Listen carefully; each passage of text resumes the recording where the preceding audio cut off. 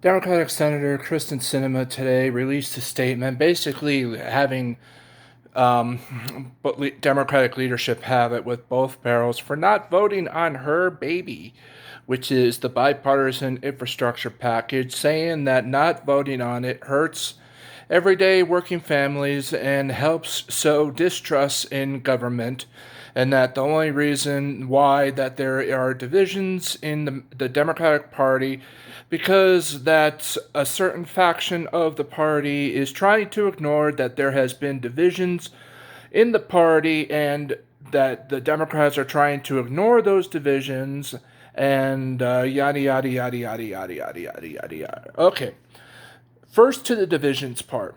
Okay, Senator Sinema, you once claimed to be a progressive. You once claimed to be the Green Party. What happened to you? Also, the House of Representatives, let me throw some fast numbers at you guys, okay? The current Democratic caucus in the House of Representatives is almost evenly split between the Progressive Caucus, House Progressive Caucus, and then you have it divided up between so-called moderate centrists and conservatives in the Democratic Party.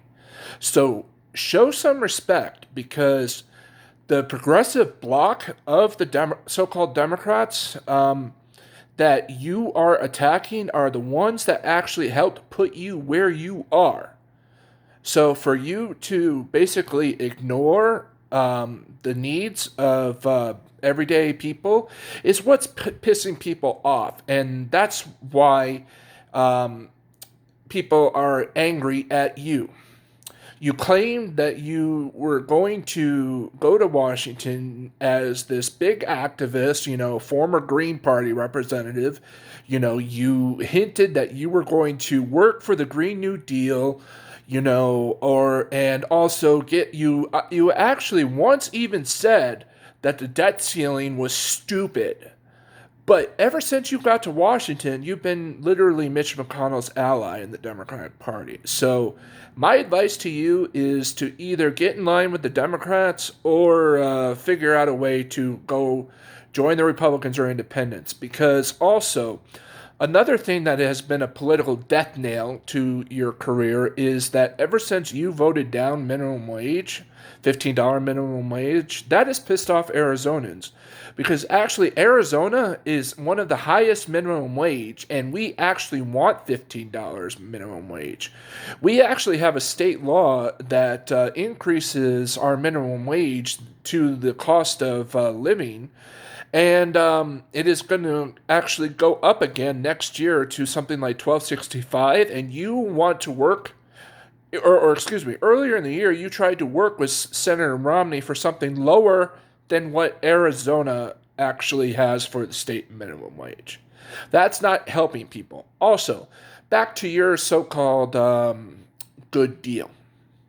Okay, you said that in your statement that your vote, you would never trade your vote for political favors, but you claimed in your statement, you actually said these words, okay, that you would never trade votes, but you actually told the White House that you would not even consider voting for the larger spending package unless your baby was voted on first.